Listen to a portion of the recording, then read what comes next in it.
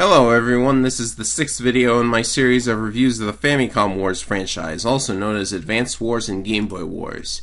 At this point, I must recommend, if you have not watched the other videos up to this point, to at least start with my reviews of Advance Wars 1 and 2. This time around, I'm tackling what's bound to be the big one. My very first Advance Wars was actually the web game, Advance Wars by Web, but I didn't have a clue how to play the game at the time, so I got Advance Wars Dual Strike for the DS. The big new Advance Wars at the time, and I loved it so much I had to try the other games. Over the years, however, my opinion of Dual Strike has severely lessened. It's not a bad game, it has lots and lots of content for sure, but the quality of the content is lacking in some big ways. But I'll save that for later. Here's the new commercials for it.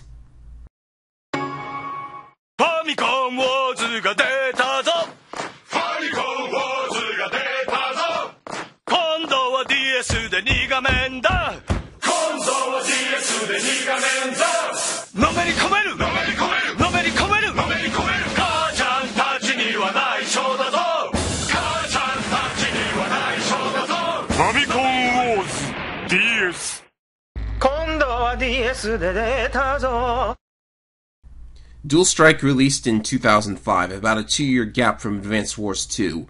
While Advance Wars 2 could largely be considered a rehash, Dual Strike aims to be a brand new and fresh experience. Well, they've succeeded, but the issue is, Dual Strike is completely crazy and wild. The new COs and their new bag of tricks allow the game to be broken in numerous ways. Multiplayer is unbalanced as hell for the same reason, and with some of the game modes I have to wonder if they just threw it all together to give people an excuse to spend more time on the game. But let's start with the COs. As usual, you have CO powers and Super CO powers. However, an important mechanical change is how the meter charges. It's no longer based on straight money damage, instead each unit is worth a certain amount of stars. The way it was implemented means that power meters charge faster than ever before, allowing you to get out a super on even a small map like Span Island, for example. The reason that's important to know is that it is now possible to repeatedly let off some of the powers that are too strong for their cost.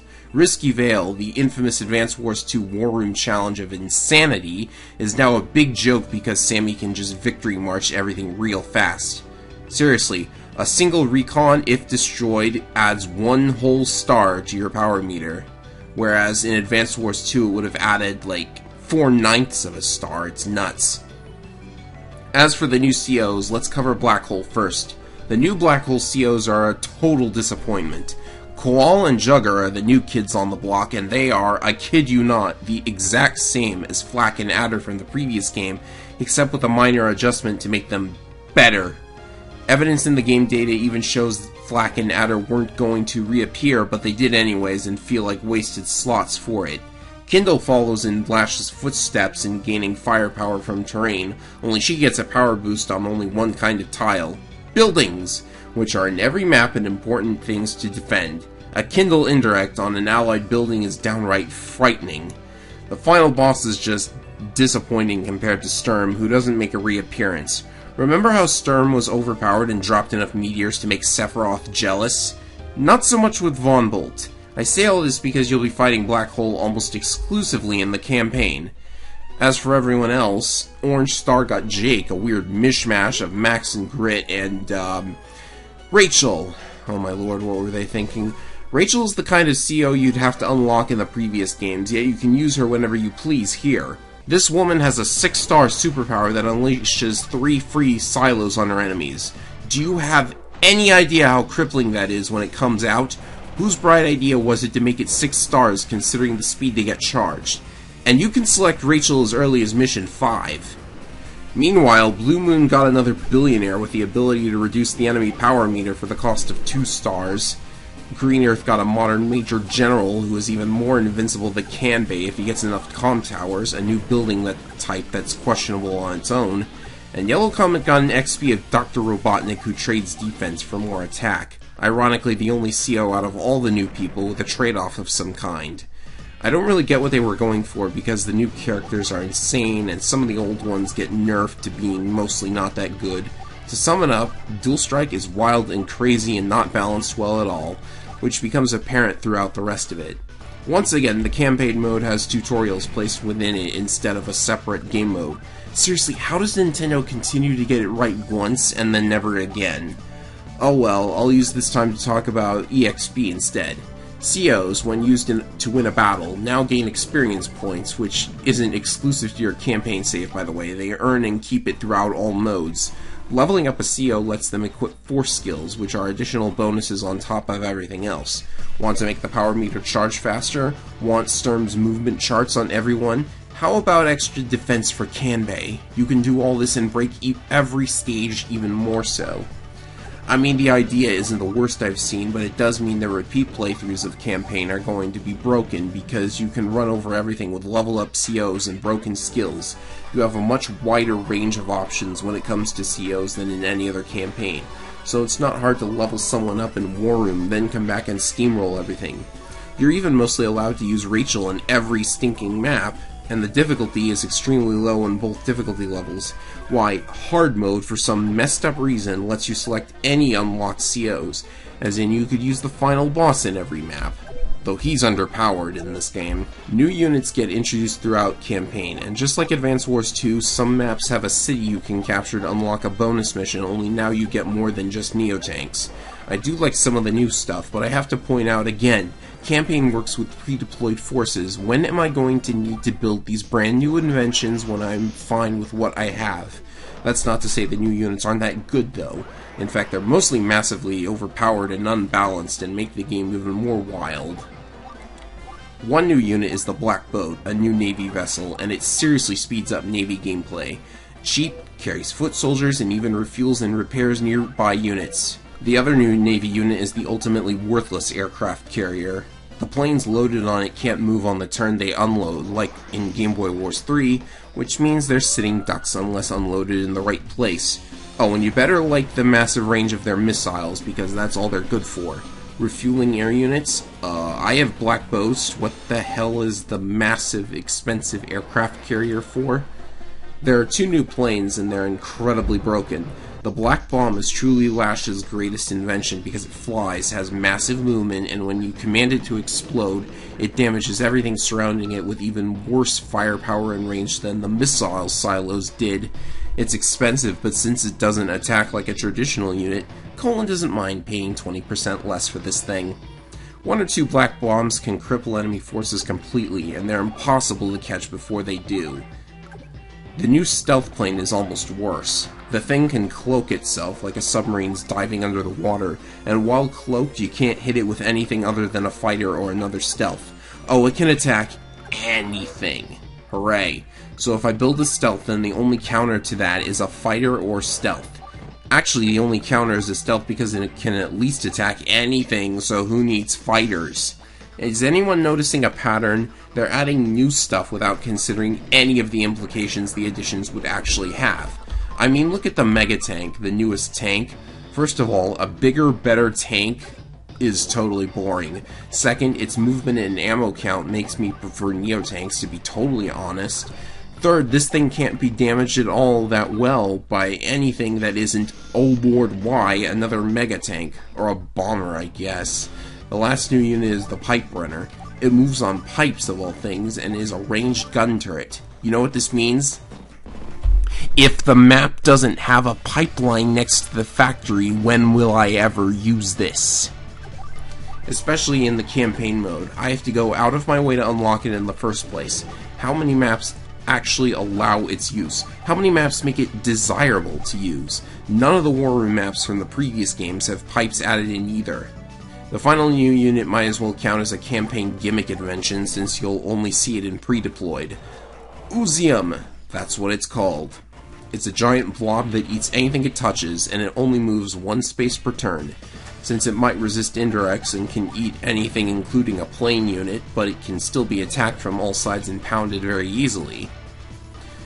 So no, bad gimmick unit. It's only there to, I don't know, be something you farm for more experience points. It's boring and useless. You know something? I almost forgot to talk about the biggest gimmicks of Dual Strike, so before I forget, let's talk DS maps. Now, the Nintendo DS has this issue where the designers try to use the DS features, such as the touchscreen, in the most forced manner imaginable, Touch controls in Dual Strike are fine and completely optional, but listen to this.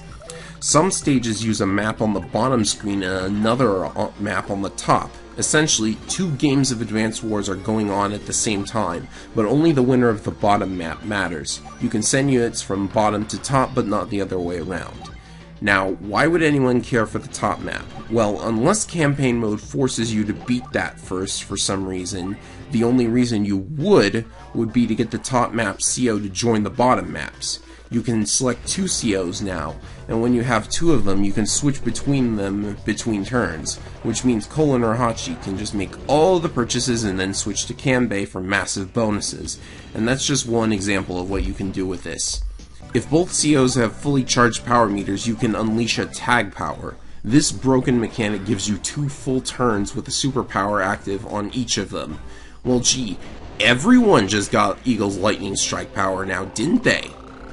Eagle himself can get 3 turns if he wants, ending with a victory march by Sammy if you want. They even encourage it because Sammy and Eagle get a firepower boost when paired up, and many other combinations of that exist as well. Basically, whoever can get a tag power first is going to come out ahead in a big way. So, why not pair up 2 COs with power meters only 5 or 6 stars along? Campaign doesn't offer a lot of stages worth mentioning. Because of the skill system and hard mode letting you pick any CO you want, they're largely pieces of cake. The hardest stage has to be Crystal Calamity. Oh, I'm sorry, I forgot to mention the new inventions. The Black Crystal and Black Onyx are the biggest ones, and they heal allied units near them every turn. That's really it. Crystal Calamity introduces the latter, and it's the only mission to make good use of the tag power mechanics due to the mission's gimmick. If the enemy even touches one of the silos on the map, game over. That's really the only mission like that, however.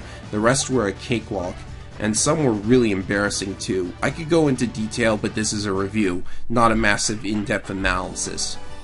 Now, you may have gotten the idea that I really don't like this game or think that it sucks. Not entirely. It's still Advance Wars, it still has pretty good graphics, music, and character designs, and low difficulty doesn't make a bad game. This is great for beginners. It was my first Advance Wars, after all. This would be a great intro to the series if it wasn't loaded with dozens of features that aren't thought out that well, which makes transitioning to the other games difficult, but not impossible.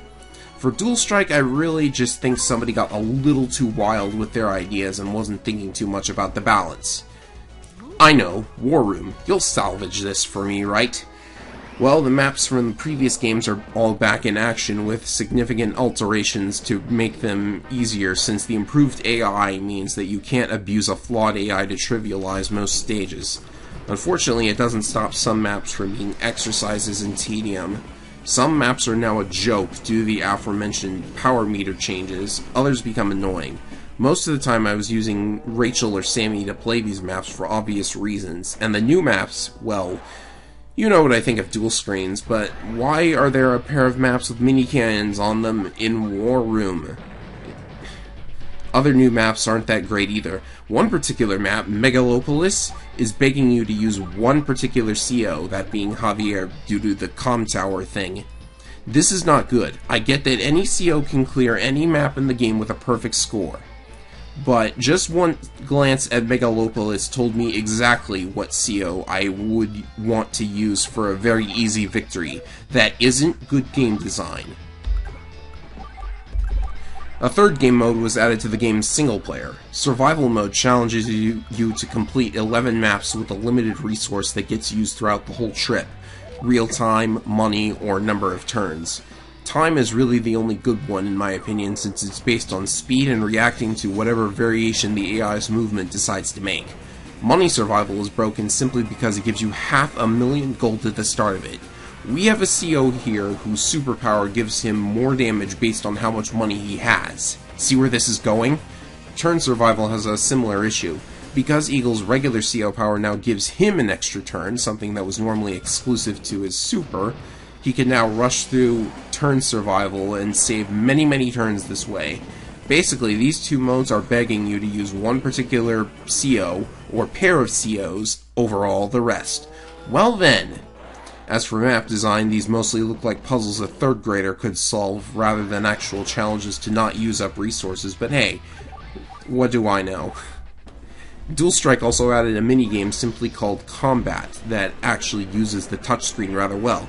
It's an action game where you play a unit, pick a CO, and have to shoot up all the enemies. And you can move with the D-pad and fire with the touchscreen. It works rather well. You can't really make custom maps for it, sadly, but it controls pretty well, and you can play it in multiplayer through download play. CO selection is limited, but who's complaining? It's a simple little minigame, a nice break from all the other fun stuff. I just want to reiterate, all of this complaining doesn't imply the game is bad as a game. It's just a severe step down in terms of level design and balance. In my view, it's best for strategy games to not use the kind of ideas I've gone over in this review. Dual Strike might very well be worth playing just for how you can wreck some of the stages and the vast options available. Just don't expect to find many examples of clever levels that actually work out right. Fortunately, the next Advance Wars has some good stuff in store, but before that, the series goes three-dimensional in the two Battalion Wars games for the GameCube and Wii. Not that those need much of an intro to the people on my channel.